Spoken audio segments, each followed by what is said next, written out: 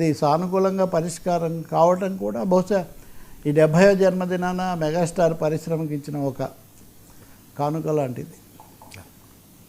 Sir, Janasena MLA సంచలన comments, Pawan మరో రంగాన. అదే ఇప్పుడు చిరంజీవి గురించి మాట్లాడాం, అంటే వివాదరహితంగా మాట్లాడితే ఎలా ఉంటుంది, వివాదాస్పదం ఎలా అవుతుంటాయని.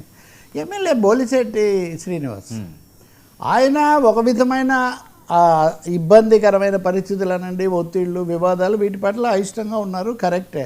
ఇప్పుడు ఉదాహరణగా ఆయన ఏప్రిల్ మేలో ఒకసారి మాట్లాడారు, నేను చనిపోతే ఉప ఎన్నిక రావాలని. పెద్ద మాట కదా అది.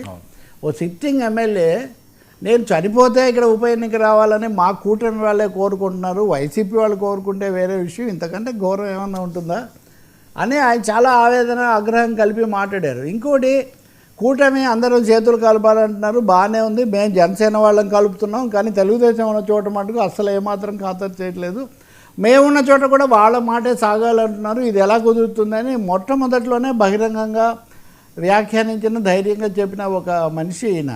మొన్న ఆయన మాట్లాడుతూ ఖచ్చితంగా పవన్ కళ్యాణ్కి ఒక సామాజిక పునాది ఉంది, దీన్ని కాపాడుకోవాలనే అభిప్రాయం ఆయన అభిమానుల్లో, ఆ పార్టీ వాళ్ళలో చాలామందిలో ఉంది.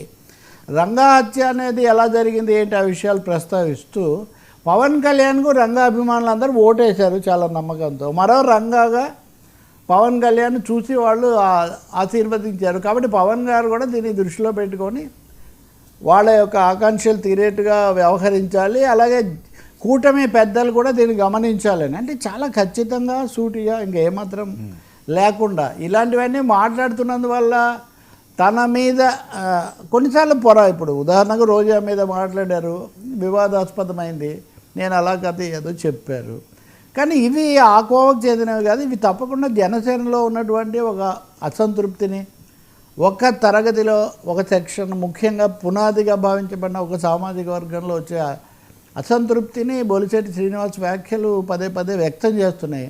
మరి వీటిని సేనాని ఎలా తీసుకుంటారు పరిగణనలోకి, ఏం చర్యలు, దిద్దుబాటు చర్యలు చేస్తారు అన్నది మనకు తెలియదు. కానీ తెలుగుదేశం పార్టీ, తెలుగుదేశం వాళ్ళలో ఒక అభిప్రాయం ఉంది, వాళ్ళ సీట్లు చాలా తక్కువ, మనం అప్పుడు తీసుకున్నాం, కానీ అడుగడుగునా పవన్ కళ్యాణ్ జనసేనకు ఫోకస్ వస్తే మనమేమైపోతామని తెలుగుదేశం వాళ్ళు అంటారు.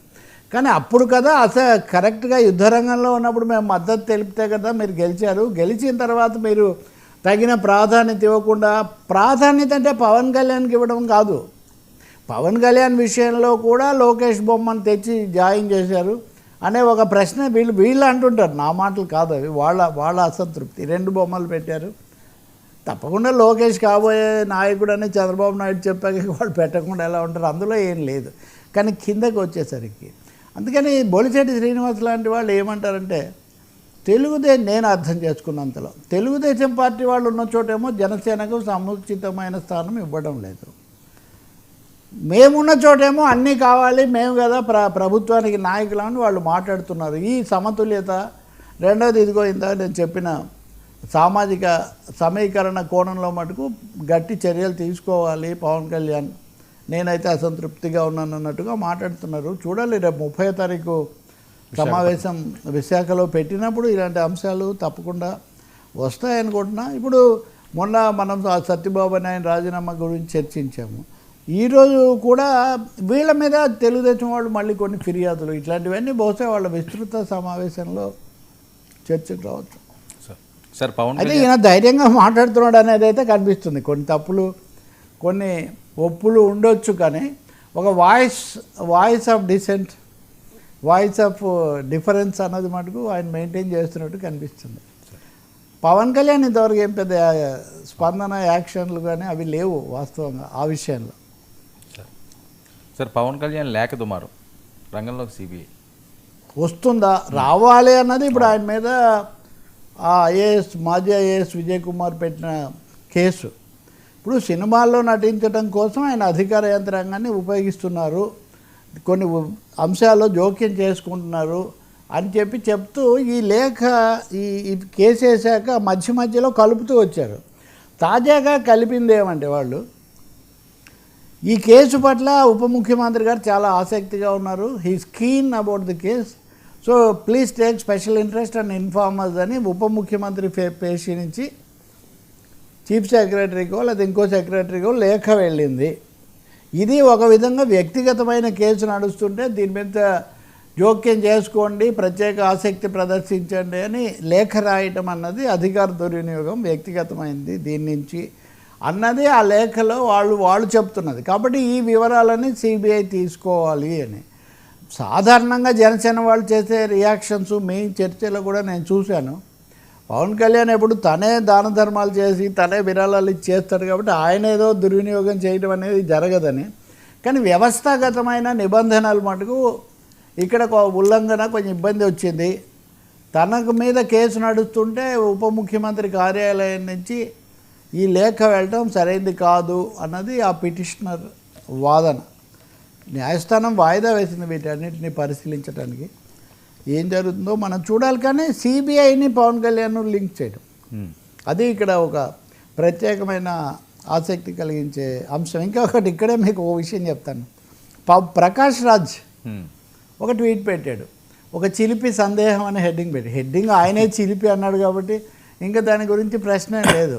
నరేంద్ర మోదీ ప్రభుత్వం 130వ రాజ్యాంగ సవరణ కింద పార్లమెంట్లో బిల్లులు ప్రవేశపెట్టారు, 3 బిల్లులు. ఆ బిల్లుల ప్రకారం ఎవరైనా ఒక కేసులో అరెస్ట్ అయ్యి నెల రోజుల పాటు జైల్లో ఉంటే వాళ్ళని పదవి నుంచి తప్పించబడతారు. అదే ఆ బిల్లు. ఇది ప్రతిపక్ష ప్రభుత్వాల మీద పడుతుంది, వాళ్ళ మీద కక్ష కోసం తెచ్చారన్న విమర్శ ఒకటి ఉంటే కాదు, చంద్రబాబు నాయుడు నితీష్ కుమార్లు తనను బలపరుస్తూనే ఉండాలి, పక్కకు పోకూడదు అని ఉచ్చులో పెట్టడానికి ఈ బిల్లు తెచ్చారు అన్నది ప్రతిపక్షాలు మాట్లాడాయి. కానీ ప్రకాష్ రాజ్ చిలిపి కామెంట్ ఏమంటే ఈ బిల్లు ప్రకారం చంద్రబాబు నాయుడిని పక్కకు తప్పించి పవన్ కళ్యాణ్ను ముఖ్యమంత్రిని చేస్తారా? ఇది ఉప ముఖ్యమంత్రి కోసమే ఇది వచ్చినట్టుగా ఉంది. సో పవన్ ముఖ్యమంత్రి అయ్యే ఇది ఉందా అంటే ఏమంటాడు ప్రకాష్ రాజ్ అంటే, పూర్తిగా తన మాట వినని లేకపోతే వేరే ఇవి ఉన్నటువంటి ముఖ్యమంత్రులను పక్కన పెట్టి అతి విధేయంగా ఉండే ఉప ముఖ్యమంత్రిని చేస్తారని, పవన్కి ఎలివేషన్ అని ఇలాంటి హెడ్డింగులతో ఇవన్నీ సోషల్ మీడియాలో చక్కర్లు కొడుతున్నాయి. బహుశా ఈ చిలిపి సందేహానికి దుడుకు సమాధానం కూడా రావచ్చేమో నేను అనుకుంటున్నాను. కానీ ఆయన ఎస్టాబ్లిష్ చేస్తుంది ఏంటంటే పవన్ కళ్యాణ్ మోదీకి చాలా విధేయుడు, సన్నిహితుడు. కాబట్టి మోదీ చంద్రబాబు కంటే పవన్ కళ్యాణ్ని ప్రిఫర్ చేస్తారు ముఖ్యమంత్రిగా. ఇది ఆయన సందేహం కాదు, అది వాస్తవానికి వ్యాఖ్యానం. ఎప్పుడూ వాళ్ళిద్దరికి ఏదో నడుస్తుంటుంది కదా. సార్, టీడీపీలో అశాంతి, పదవులు అమ్ముకుంటున్నారా?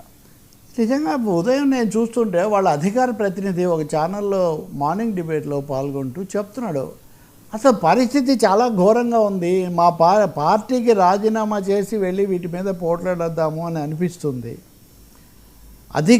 అదే ఛానల్లో ఇంకో వార్త కూడా చూశాను నేను, 7 ఎమ్మెల్యేలు రాజీనామా, తెలుగుదేశం వాళ్ళు రాజీనామా చేసి వెళ్ళాలి, ఇలాంటి వాళ్ళని ఉంచుకోకూడదు, రాజీనామా చేయించాలని ఒక కామెంట్. ఇంకా రెండవ కామెంట్ ఇదనమాట. ఈ కామెంట్ ఏంటంటే, ఇది నేను పార్టీకి అవసరమైతే పార్టీకి రాజీనామా చేసైనా మామూలు వ్యాఖ్యాతగా మారిపోయి వీటన్నిటిని కూడా దుమ్ము దులపాలని ఉంది. లేకపోతే ఏంటంటే ఎమ్మెల్యేలు